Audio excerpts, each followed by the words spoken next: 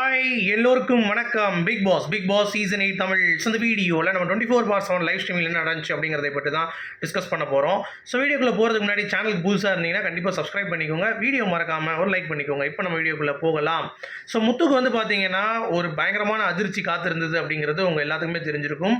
So நிறைய பேருக்கு ஒரு கேள்வி வரும், என்னப்பா அது தீபக் வந்து ரஞ்சித்துக்காக விளையாண்டாரு, அப்போ அங்கே மட்டும் எதுவும் சொல்லாமல் பிக் பாஸ் வந்து ரொம்ப பயஸ்டாக இருக்காரு, ஏன் முத்துக்குமரன் அவர்களுடைய கேப்டன்ஷிப் டாஸ்க்கை வந்து பறிக்கணும், ஏன் என்ன பண்ணாங்க அப்படிங்கிறதை பற்றி இன் டீட்டெயிலாக அதை பார்க்க போகிறோம். அது மட்டும் இல்லாமல் ஜாக்லினுடைய தவிப்பு உள்ளே வந்து பார்த்திங்கன்னா ரொம்ப வந்து ஃபீல் பண்ணிகிட்டு இருக்காங்க. ஸோ 75 நாளில் ஒரு கேக்கை கொடுத்து எல்லாத்துக்கும் மூட்டி என்னென்ன பண்ணுங்கன்னு சொல்லிட்டாரு. அதை பற்றி நம்ம இந்த வீடியோவில் பேச போகிறோம். ஸோ வீடியோக்குள்ளே போகிறதுக்கு முன்னாடி சேனலுக்கு புதுசாக இருந்தீங்கன்னா சப்ஸ்கிரைப் லைக் மறந்துடாதீங்க, அதான் திருப்பி கேட்குறேன், சரியா? ஸோ இப்போ வீடியோக்குள்ளே போகலாம். ஸோ என்னை பொறுத்த வரைக்கும் இன்றைக்கி முத்துக்கு அந்த ப்ரொமோ 2ல் நடந்ததை லைவில் நம்ம பார்த்துட்டு தான் முடிவு பண்ணோம் என்ன நடந்துச்சின்னு சொல்லிட்டு, சரிங்களா? பட் முத்து வந்து செய்தது தவறான கேட்டீங்கன்னா தவறு தான். ஏன்னா ஒரு நாமினேஷன் ஃப்ரீ பாஸ் விட்டு கொடுத்தது அப்படிங்கிறது வந்து பார்த்திங்கன்னா நிறைய ஜாக் வந்து அவங்களுக்காக கொஞ்சம் பேசி அதை விட்டு கொடுத்ததுக்கு நிறைய விமர்சனங்கள் வந்துச்சு. ஏன் ரயானுக்கு கொடுத்தீங்க, ரஞ்சித் கொடுத்துருக்கலாம், ஜாக்லின் கொடுத்துருக்கலாம், அங்கே பயஸ்டு பார்த்தாங்க. சரி, அந்த மாதிரி டீமாக வந்து இணைஞ்சி சில நேரங்கள் ஃபேவரிசம் பண்ணி ஜாக்லின் வந்து பார்த்தீங்கன்னா கூட்டணி தர்மம் அப்படின்ற மாதிரிலாம் பேசிகிட்டு இருந்தார். கரெக்டாக இல்லையா? ஸோ ஒழுங்காக நீங்கள் தர்மமாக விளையாடல அப்படின்ட்டு. அப்போது எங்கே போச்சு அந்த தர்மம்? அதாவது இப்போ ஒரு கேப்டன்சி டாஸ்க் அப்படிங்கிறப்ப எல்லாருமே விளையாண்டு அவங்களுக்கான அந்த முத்திரையை பதிக்க வேண்டிய ஒரு தருணம். ஸோ அப்படி இருக்கும் பொழுது பவித்ரா வந்து என்னதான் வந்து இல்லை நான் வந்து இவ்வளோ நாள் ட்ரை பண்ணேன் எனக்கு எதுவும் கிடைக்கல அப்படின்னு சொல்லி சொன்னால் கூட முத்துக்குமரன் அவர்கள் அதை வந்து பார்த்துட்டு சரி பாவம் அந்த பொண்ணு அப்படின்னு சொல்லிட்டு ஆடினாலே அங்கே அவருடைய ஒரு ஸ்ட்ராங்கான ஒரு பிம்பம் வந்து உடையுது. இது எத்தனை பேர் வந்து பிலீவ் பண்ணுறீங்க?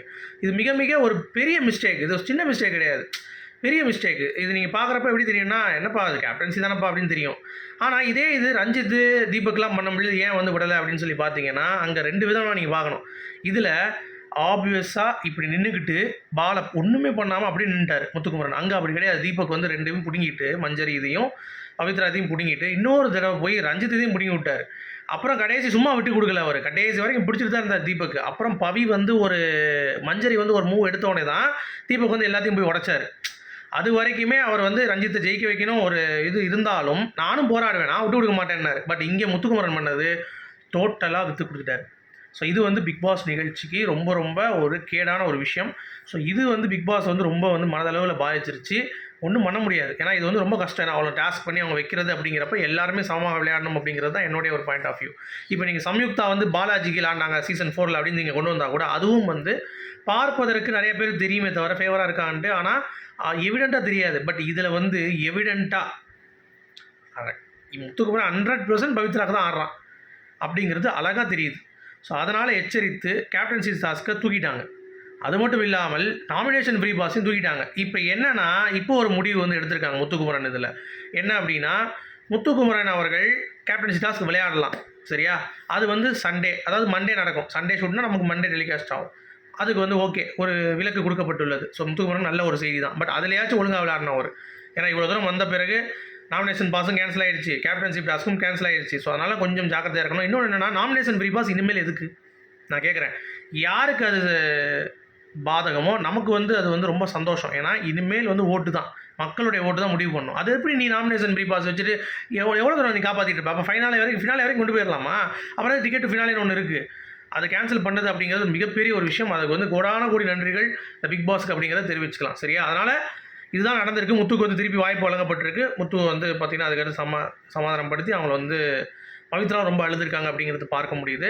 ஸோ டாஸ்க் பேரே கோல்மால் அப்படின்ற மாதிரி கொடுத்துருக்காங்க. ஒருவேளை கோல்மால் கொடுத்தனால கோல்மால் பண்ணிட்டாரா முத்துக்குமரன் அப்படின்றதையும் பொறுத்திருந்து பார்ப்போம். ஏன்னா லைவ் பார்க்காம இதை பேச முடியாது, சரியா? அடுத்து ரொம்ப முக்கியமான ஒரு அப்டேட் என்னென்னு பார்த்தீங்க அப்படின்னா, நம்ம எல்லாருமே புரிந்து கொள்ள வேண்டிய ஒரு விஷயம், ஜாக்லினுடைய மனம் வந்து ரொம்ப பாதிக்கப்பட்டிருக்கு. அவங்க வந்து இந்த ரெட் கார்பெட்டுக்கு முத்து நிறைய விஷயங்கள் சொல்லி அவங்கள டியூன் பண்ணி வச்சுருந்தார். பட் இந்த கேக் டாஸ்க் பண்ண ஆரம்பித்தாங்க, யார் யாருக்கெல்லாம் கேக் கொடுப்பீங்கன்ட்டு.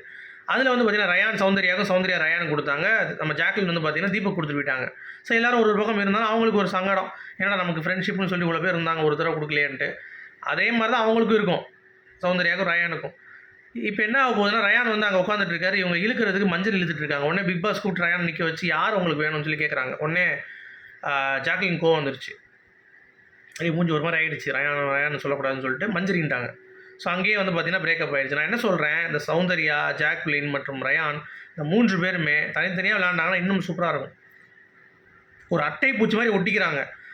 இவங்களுக்காக ஃபேவர் பண்ணணும்னு சொல்லிட்டு சில விஷயங்கள் விளையாண்டுட்டு திடீர்னு முழிச்சுக்கிறாங்க. வெளியே வந்துட்டு ஐயோ நம்ம தப்பாக விளையாடுறோம், அப்போ தப்பாக சௌந்தர்யாவை நம்ம நாமினேட் பண்ணுவோம், ஜாக்லின் நாமினேட் பண்ணுவோம் அப்படின்றாங்க.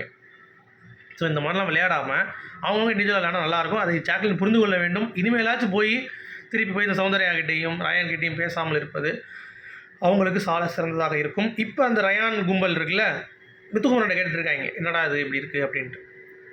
அதை பேசிட்டு நான் என்னென்னு அடுத்த வீடியோவில் பண்ணுறேன். சரிங்களா? ஸோ உங்களுடைய கருத்துக்கள் சொல்லுங்கள். மீண்டும் சந்திப்போம். Good bye.